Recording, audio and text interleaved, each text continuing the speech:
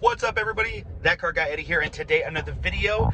Yes, today's video is actually really cool because I am going to give you a secret on saving gas. So it's no secret that right now with the Russian invasion on Ukraine and the war going on over there, the world of energy, and I'm going to say energy in this because it's not just gasoline, it's all energy, is actually thrown upside down. And from an economist standpoint, it's actually incredibly scary. It's scary from the world market standpoint. It's scary for what it could mean for World War III. And I know a lot of people are saying that the sanctions that the U.S. is putting on Russia is not enough. But if you knew a little bit about how the economy works and kind of what we rely on Russia for, I think it would explain a little bit about why the sanctions are so bad. Now, this is not a political talk whatsoever, okay? Don't get it twisted with that. Should the U.S. be doing more in Ukraine? Personally, I feel that they should. But once again, how many wars have we fought for other countries? And it's just kind of all backfired against us. But let's get to the gas thing, okay? So first of all, 7% of all of our natural gasoline oil comes from Russia. 7%. Now, it's interesting because gas prices are higher than 7%. So let me ask you a question. If you think that the war in Ukraine is a direct correlation about why gas prices are so high, and only 7% of our oil comes from Russia, that's not a direct correlation. The issue with it is that the rest of the world, predominantly Europe, most of their oil comes from Russia because they don't have to put it on boats, they don't do anything. They can drive tanker trucks with it, and it is way cheap. They have pipelines enacted, and it's cheap to get oil from Russia. Well, as these sanctions come down and clamp down on Russia by all of these European countries, the flow of gasoline stops. So while America may only have a 7% dependence on Russian-made oil, other countries like Germany and Poland and France and all of those other EU countries have a very large demand on Russian oil. So when they all say, hey, look, we don't need Russian oil, they got to go somewhere else to get oil. And when they have to do that, they have to go to other countries, which causes supply to go down and demand to go up. It's not like you just turn a switch and produce more oil overnight. It's not how it works. You have to pump this stuff out of the ground. But enough for my rant about oil.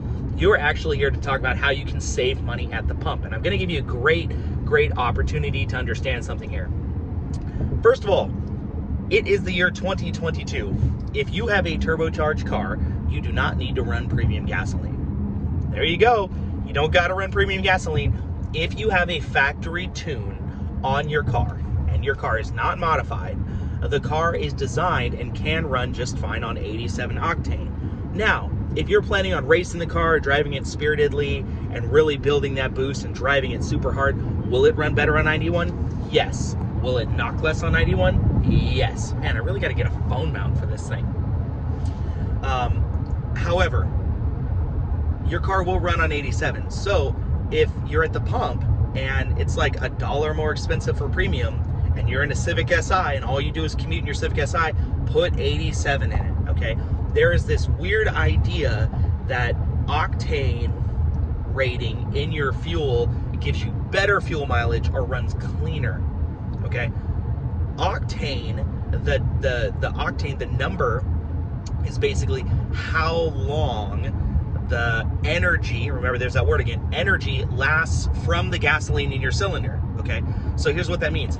87 octane, the gasoline burns faster, so you get less of an explosion than 91. So think of it, you're in a cylinder, right? So you have a cylinder and you have your piston. With 91 octane, the flame, the explosion is going to be bigger and generate more energy to push the cylinder down harder. Okay, that's why 91 burns longer. The thing about that is, though, is that modern cars with computers and things like that adjust for all your timing, your spark, and your fuel curve and all that stuff like that. So you don't need it. I'm also going to give you another thing. Slow down. Slow down. I will give you a phenomenal example. In my Santa Fe, I have a 2.5 liter turbocharged direct injected motor that is also direct port injected. I think that's what they call it.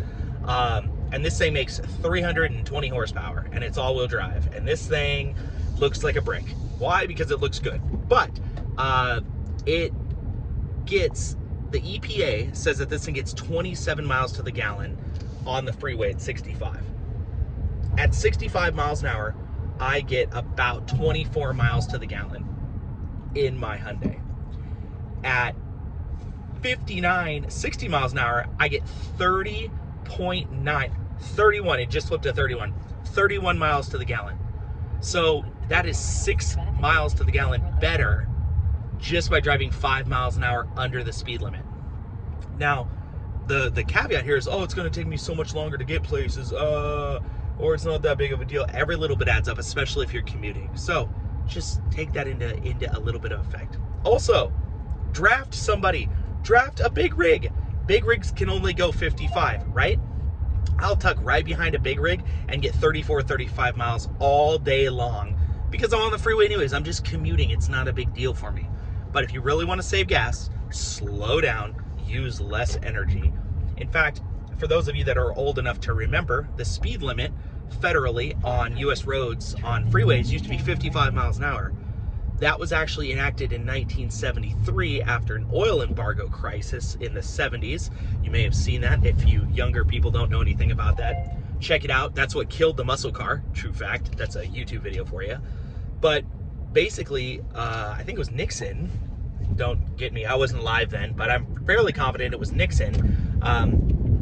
Lowered the speed limit federally to 55 miles an hour in an attempt to reduce fuel consumption, reduce energy consumption, remember energy consumption, due to the air fuel embargoes that were going on. There you go. So he lowered the speed limit federally, and that actually remained until like 1995 or 1996, and then all the speed limits went back up. Now, did it work?